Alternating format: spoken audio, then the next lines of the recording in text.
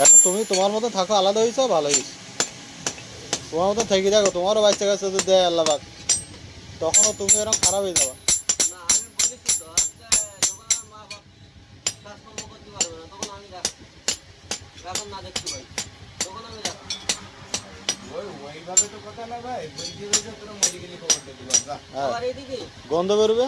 আর বাপ বলে যে আমি যদি না মরি তোর তোর পোষণ তো থুই যাবো। আমার কি পোষণ দেবে যদি বাপ যদি কাজ যদি মারা যায়? আমার কি পোষাই দেবে? আমার তো সেই তো হাতটা হাত পা থাকবে আমার। সেইটাই তো ভাই বড় কথা।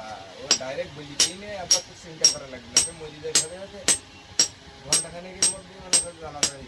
ওই 5 কাঠা জমি রয়েছে, ওতে আমি পাবো, আমার ভাই পাবে, আমার বোন তাইলে পাবে। মরণে মানুষ তো মরণের পরে চিন্তা করে যে পরে তো জমি যদি মানুষ কিনতে না, আর মাত্র ওই হিসেবে আরো কিছু হয় না। আর বেশ তো চিন্তা ছাড়া তো মাথায় নেই। জল গাছের তিন কাঠা করে পরে জমি তো